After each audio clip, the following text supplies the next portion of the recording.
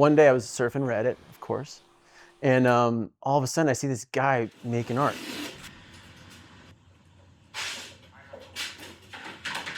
And the movement and the colors were insane. So I started looking in the comments. I'm like, what is this guy? And I start to see his name and I start looking him up. I'm like, wait a second, this guy's local to Phoenix. I'm like, I got to meet this guy. I have always been interested in creative pursuits, making music, doodling, drawing, woodworking, sculpting, just all the little things to like keep me off of like out of my mind and into like the tactile world forever. That's how it's been. I would describe my art as very visceral, very spontaneous. I would describe it as very action-based, whereas a lot of painting is just single brush strokes, creating something, whether it's a landscape, whether it's nature. For me, it's just like an expression of the human spirit. And then I integrate geometries and neon effects and like hard digital looking lines. And that contrast to me is just like stunning and so interesting. And I look at a piece and I don't know what that is, but every time I look at it, it just makes me feel like movement. And that's why I call it velocity painting.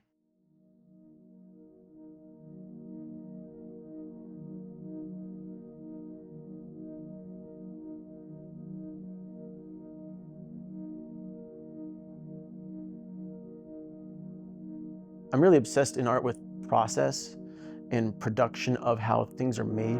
Seeing his process and how he, all the movement in there really moves me in terms of how he's able to capture that on the canvas. I'd call them unconventional because I don't think you learn this in art school, like throwing paint from a dustpan or like using a hairdryer to push around lines of wet paint. Striking and etching or, maybe a little bit more traditional, but the way I do it is just like a single stroke visceral thing. It feels like a sport almost. There is a process, there is improvement, there's a result, and it lets me tap into like this creative, like flowing aspect of me. It just feels like this really, really personal thing. Because it's not easy to do.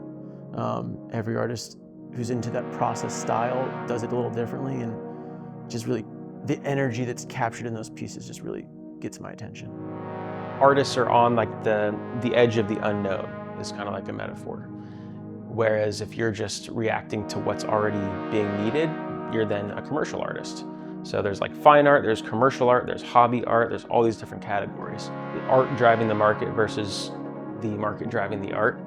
From like a marketing standpoint, I hate that I do this, but I kind of think about the end user experience. So that's the dilemma as an artist too. Like if you do need to make money, you might need to like listen to what your customers are saying, just like any business, versus like what's actually interesting to me and accepting if that's not gonna sell, like what do you do? Because I wanna make something that's palatable while still like introducing new ideas to people. It was amazing when we met, he was, what do you want? And he kept saying, well, I wanna make sure you like it. I was like, no, it's not about me. This is you, your art, doing, what comes from here. I always say like, all the real stuff comes from right here.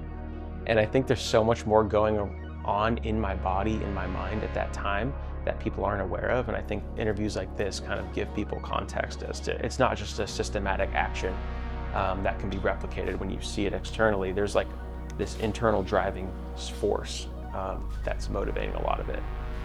But that's just style. I think that's just a way of saying style. Everyone has their own style. And the way you splash paint is your own style. Just because you see how to do something doesn't mean anybody can just do it. It takes a level of attention and love for doing what you're doing to really make it what it is. You see Nick, how he's pouring the paint on it and spraying it and masking things off. Like, okay, you can see how to do it, but gosh, good luck doing it. So I kept saying, do what you feel is good, what you've wanted to do, push what you've done before, try something new, and don't worry about what I think at the end. I want you to be proud of what you've made. And if you're proud of what you've made, then I'm gonna love it.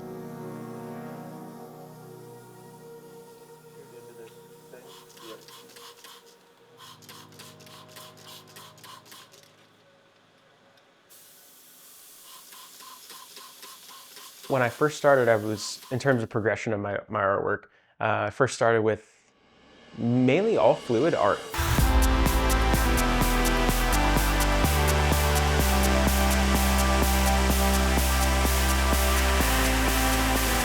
So I would have a canvas, I would spin it, it would pull the paint outwards, and I would have these, very bubbly, fluid effects. And that was like for an entire year. And I loved it because I wasn't really interested in just brush painting. And so it gave this immediate effect that was really cool. And I loved like reverse engineering. Why is this paint ratio causing this to happen? If I add silicone here, how is that gonna affect the cells? If I have this pouring medium versus Floetrol, how is it gonna affect like the way the paint dries? And just all of those like 10, 15, 20 thoughts happening was so fun for me. I would take pictures, I would take notes, and I was like curating my own world of fluid painting. And that was for the first year. It wasn't until I started adding simple rectangles, some gold foil, some neon effects, and some like metallic and some glass and some gradient looking stuff. Because of these digital tools, it helped me kind of envision that my art started taking this new life of like this fluid and rigid type of really interesting structure. And now from there, I'm starting to experiment with like landscapes. Like I'm trying to give more meaning to my work and not just be like this cool painting. I'm trying to bring some color schemes in there that are thematic, like fire and ice, having some kind of like sun and moon type of dynamic to it. And at the same time, I'm learning color theory and learning how, light can only exist if there's dark, and how some paints are transparent versus really opaque, and just like the whole thing feels like I can just like nerd out and ADHD out in my whole world, and it's so fun. And that's why every single piece for me is just trying to progress on the prior. And I'm trying to integrate all the learning and try to like just take this as far as it can go. This artist's work fuses graffiti-ish aesthetics with airbrush precision, blending controlled abstraction with raw energy, where every splatter and stroke is an intentional design rather than the chaos of like Jackson Pollock, who just drips it with randomness and a subconscious expression, which is bullshit. But this artist is cool because he choreographs the movement of pain, ensuring that it kind of aligns with form and a calculated vision. And the result, look at it, it's a futuristic, almost biomechanical aesthetic that transforms urban street art to something sculptural, deliberate, and very 3D. I'd say, though, I give it a thumbs up. I like it. When I started this, I obviously was just making really kind of corny TikTok videos, but then as it grew, I was like, oh, I need to find a way to do e-commerce here. And if I'm gonna be doing prints, I need to find local vendors that are gonna be getting me affordable rates and potentially drop shipping. He came to us, I think it's been 3 years ago now, looking to find someone to bring his artwork to life. It was during COVID, if I recall correctly. Showed up at our door and talked to us a little bit. I kind of like abstract work to begin with, so it was something different and kind of new. So it was kind of fun for us to get a chance to see somebody who hadn't really had a chance to have their artwork seen by others yet to be a part of that. He's been great to work with. He comes in, he kind of treats us like family. He shows up unexpectedly, and we make time for him like we do the rest of the artists, but it's really nice to have people come in and appreciate what we do.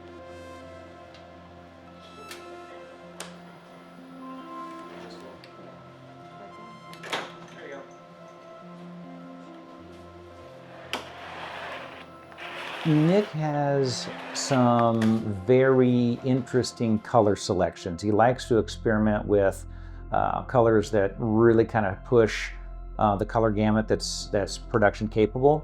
And so he'll come in and he'll have his prints done, he'll digitize them, and then him, more than a lot of artists, is really particular on the colors that the output produces and make sure it matches not always what it was originally, but what he envisioned it to be sometimes.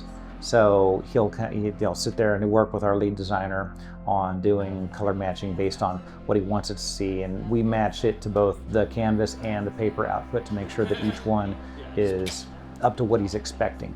More than anything with fine art, especially art that are prints and not originals, it's not just what it looks like, but when someone gets it, they get to hold it and feel it and having it accurately represent not just what the original looked like, but how the original felt is really something that, as a consumer, is a really great thing for them to be able to have it, like, yeah, this is really cool. It really feels like the real thing. Average lifespan against fading, as long as it's not directly put into the sun where the UV is going to melt it, is about 150 to 200 years, I think is what they manufacture rates it at. I think the thing that has impressed me the most, not necessarily specifically with our relationship, but it makes me happy to have a relationship with him, is the care that he shows every single customer that he gets. We have seen his order volumes grow over time significantly, and every single order that is placed, he looks at every piece that is done, he signs them, produces certificates of authenticity for him, for the order, and he truly cares about every order that comes through. And not every artist does. If I had no clients but clients like him, my job would be a million times easier than it is. You know, if you were to ask why it is that he might get extra time some days, it's because he cares, and we like working with people that care.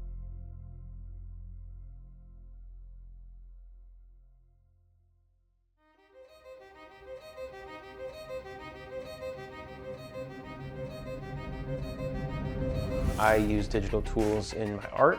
I feel like we're all kind of cyborgs these days with our connection to technology, and so much of my work is like maximum fluid organic with like maximum digital rigid line effect. And that combination is really interesting to me.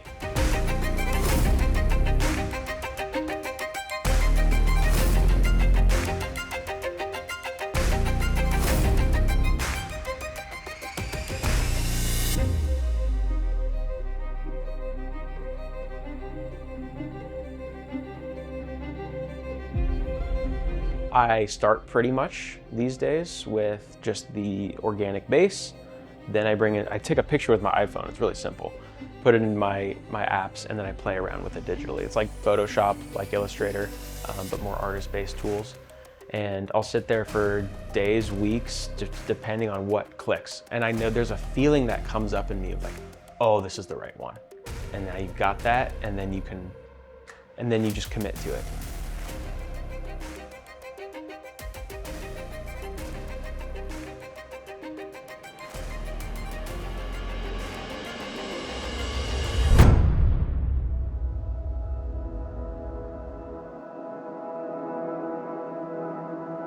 So August 2021 is when I technically did my first TikTok. And I was working in sales at that time, software sales, working remotely. It was what I went to school for. It's what I did to pay the bills. And it was for a company that helps companies get Google reviews. It automates their Google reviews after a job is complete. It wasn't that natural to me, I think, to be a salesperson though, to drive people to the finish line of making a decision that if I didn't personally agree with, it was hard for me to do. And I'm sure a lot of people too feel like they're stuck in some kind of career path that they're not interested in. There was a point where we were driving in the car and he was saying that he could get a promotion from his job, and they were kind of just kept throwing money at him, and I was like, Nick, you're coming home every day just absolutely miserable. I was coming home from work, sometimes totally crying, to my wife. I think for me, there was just this part of me that was not getting used on a daily basis, just that creative side. I don't know if I can do this anymore. And so ultimately she really encouraged me to try something new. It was more of 6 months of me just being in the garage, making silly TikToks with paint that I bought from Michael's. And, all of a sudden I started going viral 6 months, a year later. And I was like, oh, I can probably make a career out of this. This is kind of sick. This is the avenue I've always wanted. I just feel like you need to have some type of joy within it. And you're young, you have time to make mistakes. We can kind of go through this together, and went through a lot of phases for that. And then it was when he started doing this as a hobby while he was having some flexibility in his career that it was the first time his whole mood shifted, where there was more confidence, more happiness. We were even communicating even more than normal too, that I was like, okay, this is something we need to make into like a bigger thing. It was around the time that he did Gucci Slide, and I think he feels that too. He was in the living room and he's been perfecting the dust boards for forever. And he was working on like getting the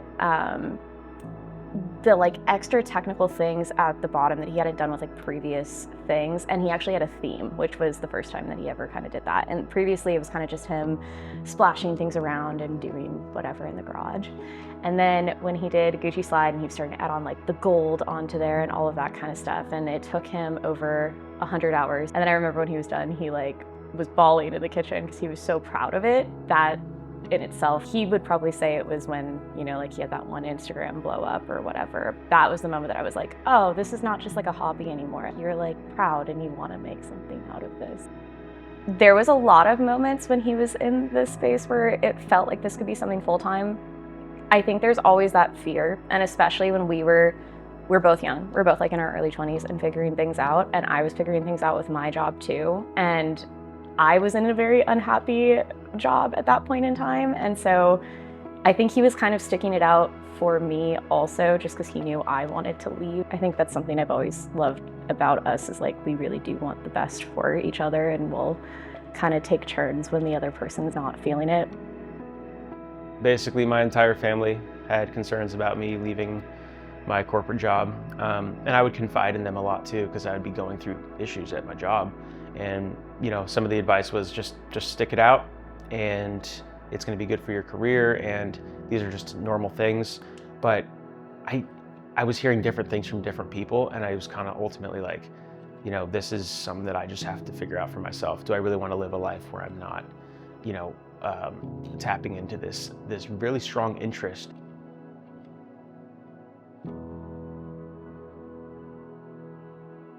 I feel like that's why when he was able to stop doing his job and then he switched into like full-time, you could just see that's when I also feel like it really took off, because he didn't have to go work mode to creative mode.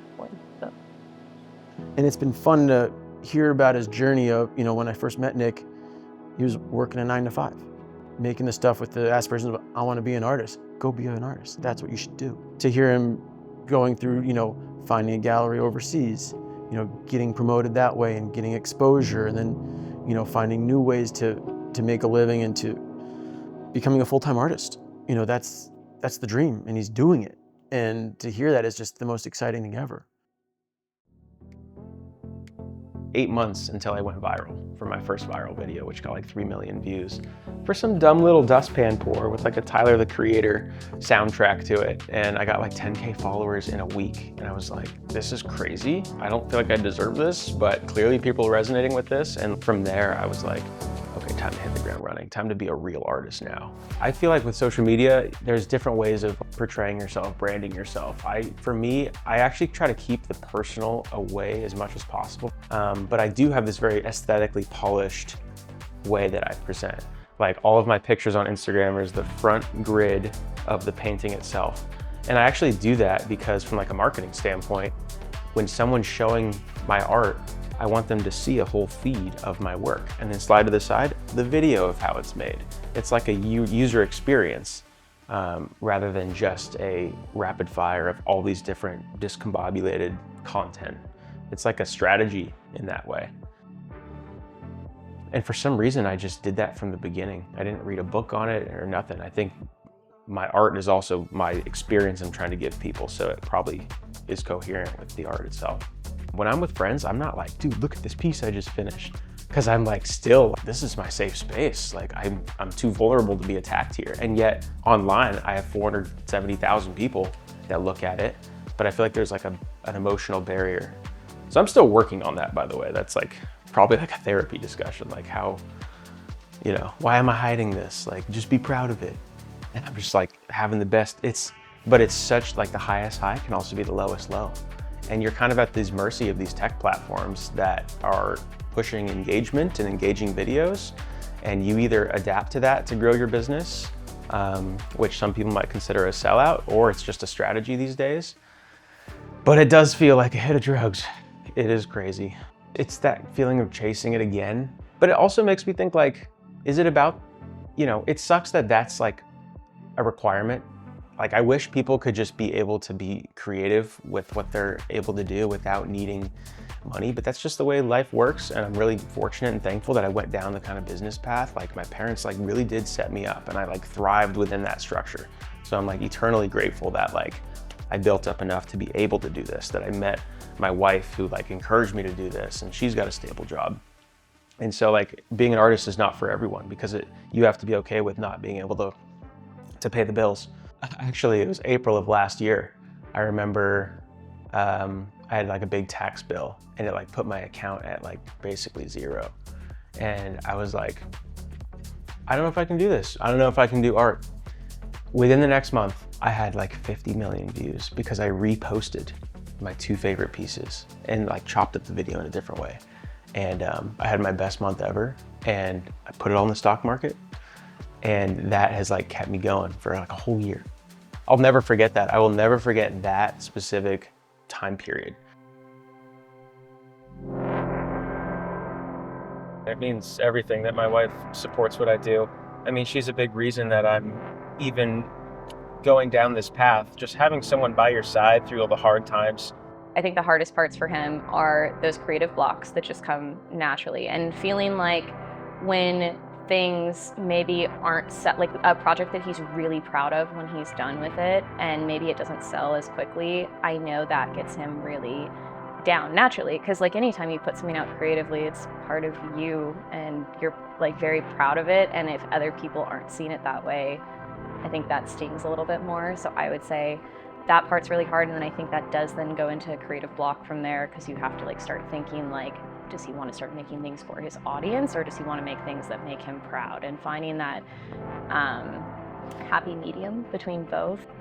Whether it's transitioning jobs or just going through emotional stuff, and then having someone who supports you and is, you know, she's optimistic about things, and now we have a cadence where she's very like willing to tell me the truth about how she feels about a piece, and it's really cool because I can gauge her reaction to things and even use that to inform how something looks. Sometimes it's like the exact opposite of how I feel, and that's like good information also. I always tell Nick whenever he finishes a piece, I'm like, what?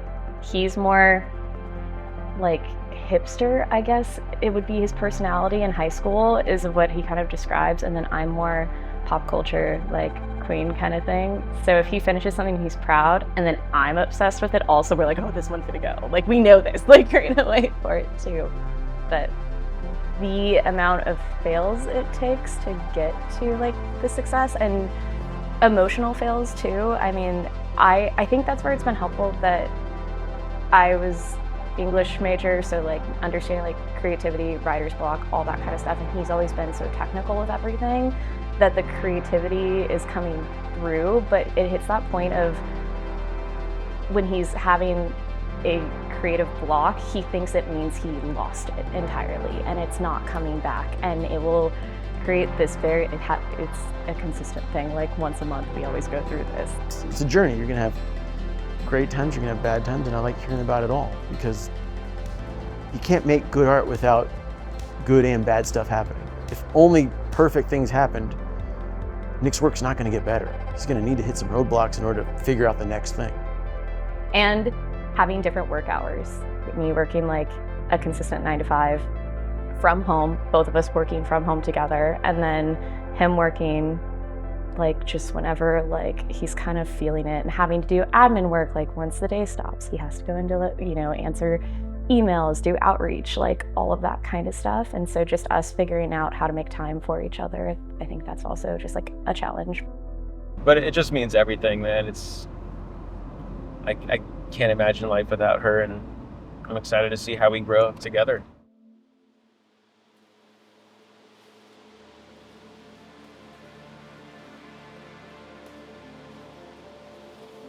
It just makes me feel like I'm making progress on something that's me and mine, and it's really personal and special to me that I was able to find this. And so I think like, I guess what I'm most proud of is just like giving myself permission to do that. He's been searching for something like this, like his passion his whole entire life. Just how much he really loves what he does is the most beautiful thing to witness as a partner.